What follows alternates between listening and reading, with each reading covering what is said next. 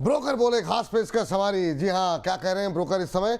और ये जो थोड़ा सा डर का माहौल है बीच में बुधवार को, जो कि पूरी तरीके से हम भूल गए थे, उसके बाद से तमाम ब्रोकरेज हाउसेस की रिपोर्ट्स क्या कह रही हैं, किन शेयरों की तरफ उनकी निगाहें हैं, किनको अवॉइड कर रही हैं, किनको खरीदारी की सलाह दे रही हैं। हर्ष तमाम डेटा लेकर के आए हैं, पहले कंपनी पर नजर डालते हैं। हर्ष बताइए। जी, तो जैसे कि रिजल्ट सीजन की शुरुआत हो चुकी है, तो टीसीएस से शुरुआत करते हैं यहाँ पे, और दो रिपोर्ट्स हम लोग लेकर आए हैं। ब्रोकर जो है वो जेपी मॉर्गन और मॉर्गन स्टैनली है। जेपी मॉर्गन ने ओवरवेट की सलाह दी है, मॉर्गन स्टैनली ने इक्वल वेट की सलाह दी है। जेपी मॉर्गन के 2400 के टारगेट्स हैं, और अगर आप मॉर्गन स्टैनली के देखें तो 2200 के टारगेट्स दिए जा रहे हैं। अब इन दोनों का जो बात का लब्बल हुआ है वो हम आपके सामने रख देते हैं। इनका ये कहना है कि Q1 में अगर आप यहाँ पे देखें तो नतीजे जो है उम्मीद के मुताबिक रहे या फिर उससे थोड़े से बेहतर रहे, बहुत थोड़े से बेहतर रहे। अब इन्होंने कहा है कि Q2 के लिए मैनेजमेंट की जो टिप्पणी है वो काफी पॉजिटिव दिख रही है। यहाँ पर थोड़ी सी पॉजिटिविटी की उम्मीद आगे चल के भी हम लोग कर सकते हैं Q2 के बाद भी। कॉन्स्टेंट करेंसी में जो रेवेन्यू है वो 0.4% बढ़ता हुआ दिखा है, लेकिन जो उन्होंने कहा है यहाँ पे कि एआई प्रोजेक्ट जो है अब प्रूफ ऑफ कॉन्सेप्ट से बड़े स्केल डेवलपमेंट की तरफ बढ़ रहा है, यानी कि जो एआई प्रोजेक्ट्स के ना सिर्फ आकार यानी कि साइज और वैल्यू वो दोनों बढ़ती हुई दिख रही है। यहाँ पे जियोपॉलिटिकल तनाव और महंगाई की वजह से डिस्क्रिशनरी जो आईटी स्पेंडिंग है उस पर जरूर दबाव है, लेकिन मैनेजमेंट का जो जिस तरीके से उन्होंने कहा है कि आने वाले दिनों में स्थिति बेहतर होगी, तो ब्रोकरेज भी जो है इस बात को मान के चल रहे हैं।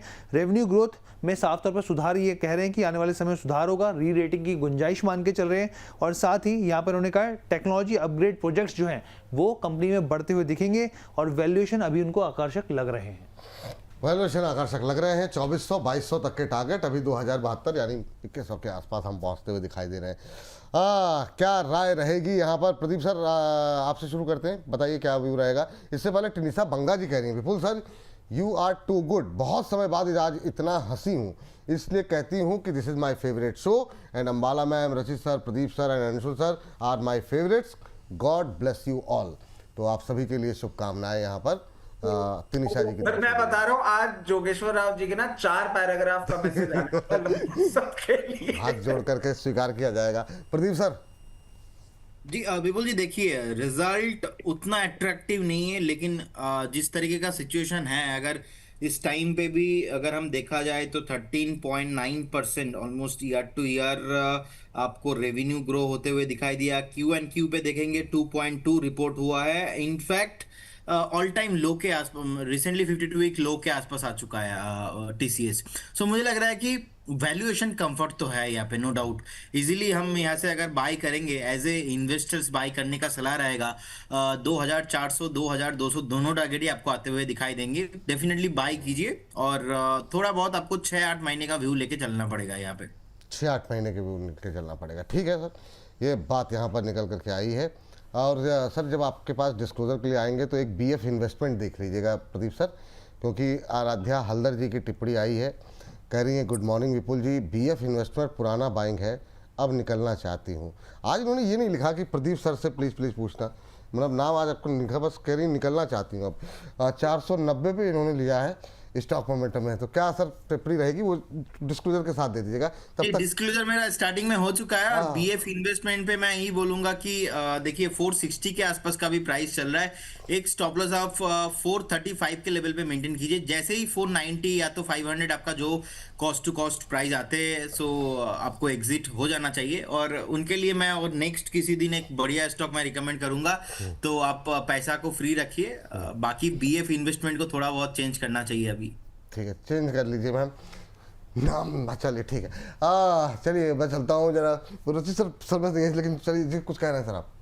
सर सिर्फ आराध्या जी के लिए ही होगा वो शेयर कॉल, ये ध्यान रखिएगा, बाकी बोनस वाले ना खरीदिए। वाह, ये जो आपका ऑब्जर्वेशन रहता है अद्भुत। हर्ष बताइए आपका ऑब्जर्वेशन क्या है, बाकी ब्रोकरेज हाउसेस क्या कर रहे हैं? जी, ब्रोकरेज हाउस का ऑब्जर्वेशन लेकर आते हैं। लेंसकार्ट की रिपोर्ट है यहाँ पे, जेपी मॉर्गन की रिपोर्ट बेसिकली लेंसकार्ट के ऊपर है। ओवरवेट की सलाह, 635 रुपए के इन्होंने यहाँ पे टारगेट्स दिए। अब इन्होंने कहा कि भारत में चुनिंदा ऐसी कंपनीज हैं यहाँ पर, जिस तरीके से लेंसकार्ट बढ़ रही है यहाँ पे, आई केयर डिमांड जो है साफ तौर पे उसका फायदा मिलता हुआ दिख रहा है। यहाँ पे कंपनी का बिजनेस मॉडल और मजबूत हो रहा है, मुनाफा कमाने में अब कंपनी जो है वो और तेजी से आगे बढ़ रही है। वित्त वर्ष 2030 तक जो है स्टोर काउंट जो है 3300 से बढ़कर 5600 तक पहुंचने का अनुमान लगा रहे हैं। प्रीमियम प्रोडक्ट्स की बात करें, उनसे बेहतर मार्जिन जो है वो और बढ़ता हुआ दिख रहा है। यहाँ पे गोल्ड मेंबरशिप का जो बढ़ता बेस है वो ग्राहकों को लंबे समय समय तक जोड़ के रखेगा यहाँ पर। इसके अलावा उन्होंने कहा वित्त वर्ष 2026 से लेकर 30 के दौरान revenue compound annual growth rate के हिसाब से 21% और earning per share compound annual growth rate के हिसाब से 41% बढ़ने का अनुमान है। फ्री कैश फ्लो और रिटर्न रेशियो में भी लगातार सुधार हो रहा है। सबसे बड़ी बात ये कहना है इनका, सबसे बड़ा जो जोखिम था वो एग्जीक्यूशन का, अब वो खत्म हो चुका है। चलिए, ये बात लेंसकार्ट को निकल करके आई है। अंबाला मैम देखिए जरा, ओवरवेट कॉल दी गई है जेपी मॉर्गन की तरफ से। 635 के टारगेट यहाँ पर दिए गए, 548 549 के आसपास चल रहा है। क्या व्यू रहेगा मैम? ओवरवेट तो नहीं, लेकिन मॉडरेट बाइंग पर यस। टारगेट अंडर एस्टिमेट कर रहे हैं। एक साल पर बहुत ही high growth, highly expendable business है, तो नए मार्केट को एक्सप्लोर ये ऑलरेडी कर ही रहे हैं। और सीधा इनके जैसा अगर दूसरा कोई बिजनेस या नाम मार्केट में लिस्टेड इंडस्ट्री में आता भी है या कोई ब्रांड ध्यान में आता है, सो दैट कम्स टाइटन। तो टाइटन आईवेयर तो फिलहाल के लिए मेरे हिसाब से दिशा जो उन्होंने अपसाइड के लिए दी है ठीक है, बट टारगेट्स कम दिए हैं। मुझे लगता है विपुल जी बहुत ही हाई कन्विक्शन कॉल के तौर पर मैं इसको बात कर सकती हूँ कि करीबन 800 रुपए आज से एग्जैक्टली एक साल के बाद तक ही आ सकता है। तो मेरे हिसाब से it should be in your portfolio for high growth perspective, but overweight मत करिए। जो एक जनरली वेटेज आप किसी स्टॉक के लिए रखते हैं उसके साथ जाइए। I agree with the given targets, though this is underweight moderate. जी, चलिए इस बीच जो है आगे बढ़ते हैं। और इस बीच हमारी एक दर्शक की टिप्पणी आई कि निहारिका जी हैं। निहारिका जी कह रही हैं कि रचित सर का sense of humour very nice.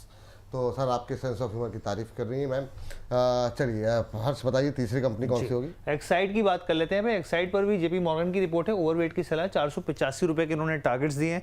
अब इन्होंने कहा है कि हमें ये लगता है कि कंपनी जो है वो आउट परफॉर्म कर सकती है आने वाले समय में।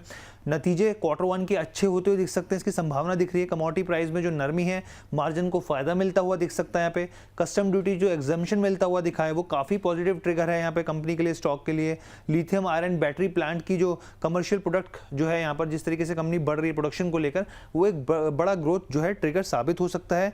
और हम सब ने देखा था यहाँ पे, क्योंकि जो सरकार की तरफ से फैसला आया था यहाँ पे कस्टम ड्यूटी को लेकर, तो यहाँ पर जो है इंपोर्ट कॉस्ट घटने से बैटरी कंपनियों के, जो खासतौर पर ये कंपनी और दूसरी कंपनी है, उसमें एक बड़ा फायदा इनपुट कॉस्ट के तौर पर देखने को मिल सकता है। नई कस्टम कॉन्ट्रैक्ट्स मिलने से निवेशकों को भरोसा और भी मजबूत होता हुआ देखने को मिल सकता है, ये ब्रोकरेज का मानना है।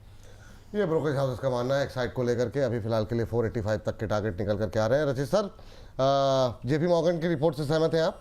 सर बिल्कुल सहमत हूँ। ये लेवल्स आपको देखने को मिल सकते हैं और बहुत मीडियम टर्म में ये लेवल्स देखने को मिल सकते हैं। गोइंग फॉरवर्ड अगर आप लॉन्ग टर्म इन्वेस्टमेंट्स की बात करेंगे, अगर 1 से 2 साल के टाइम होराइजन की बात करते हैं, तो 580 से 600 के लेवल्स भी आपको देखने को मिल पाएंगे। चलिए, ये बात यहाँ पर निकल के आई है। और अब चल वक्त हो गया है आज के आखिरी जो है शेयर को जानने का। हर्ष बताइए। डिक्सन टेक्नोलॉजीज की बात कर लेते हैं। यहाँ पर एमके की रिपोर्ट है, खरीदारी की सलाह 15,200 तक के टारगेट इन्होंने डिक्सन में इनको दिख रहे हैं। यहाँ पर जिस तरीके से वीवो के साथ 5149 का जॉइंट वेंचर हुआ है, अप्रूवल मिलता हुआ दिखा है। इन्होंने कहा कि जिस तरीके की अनसर्टेनिटी थी वो अब खत्म हो गई यहाँ पे, और बड़े पैमाने पर वीवो स्मार्टफोन मैन्युफैक्चरिंग का रास्ता साफ हो गया है, जो काफी पॉजिटिव ट्रिगर है। FY27 में इनका मानना है वीवो प्रोडक्शन एस्टिमेट बढ़ाकर 6.5 मिलियन यूनिट हो सकता है, और यहाँ तक कि FY28 तक ये 18 मिलियन यूनिट तक जाता हुआ दिख सकता है। और इसी के चलते इन्होंने अर्निंग पर शेयर में 14% के आसपास और FY28 में 17% तक के आसपास के अनुमान जताए हैं। इन्होंने कहा है कि डिक्सन पहले से ही भारत में 45 से लेकर 50% जो स्मार्ट मैन्युफैक्चरिंग जो कैपेसिटी है वो संभाल रहा है। अब ये परसेंटेज और बढ़ती हुई दिखेगी यहाँ पे, और PLI स्कीम का 2.0 का भी फायदा मिलता हुआ दिखेगा। हाँ, ये बात है। डिक्सन लगातार ही जो है चर्चाओं में रहा है, रडार पे रहा है। माला मैम ने रिकमेंडेशन भी दी थी डिक्सन को लेकर के, और अब तो ये खबर भी आ गई जो सरकार की तरफ से छूट दी जा रही है, इंपोर्ट उपकरणों में इंपोर्ट ड्यूटी नहीं लग रही है। अंबाला मैम क्या करें? अब एमके की रिपोर्ट से सहमत हैं, 15,200 अभी भी खरीदारी की सलाह इस रैली के बाद, क्या करना चाहिए? यस, खरीदारी करके जा सकते हैं। ओवरवेट की सलाह है, लेकिन टारगेट इन्होंने अभी भी कम दिए हैं। 18,000 is something that you should buy कर रहे हो तो 18,000 से पहले बेचोगे। So this is something that can really outperform, और रीजन बहुत सारे हैं। तो मेरे हिसाब से आज का भाव जो 13,500 समथिंग है, यहाँ पर भी बाय करके आप जा सकते हैं 18,000 रुपए के टारगेट के लिए। सो दिशा से कन्विंस्ड हूँ, लेकिन जो टारगेट्स दिए हैं उनसे नहीं। एंड ओवरवेट हो सकता है, कर रख सकते हैं इसमें ओवरवेट। नई खरीदारी भी कर सकते हैं मैम यहाँ पे? मैम आवाज़ आ रही है आपको? नई खरीदारी कर सकते हैं इसमें? हाँ जी, अच्छा। बोलो ना, 13,553 के आसपास कर सकते हैं। वो सुनने में थोड़ा सा कई बार हो जाता है आवाज़। नहीं, आवाज कट कट के आ रहा है, अंडरस्टैंड। लेकिन करंट प्राइस पर, I am just repeating that, current price पर which is close to 13,550 buy किया जा सकता है। 18,000 टारगेट एंड स्टॉप लॉस भी लगा के चलिएगा in case of any other odds. तो 12,000 closing basis stop loss is more than enough.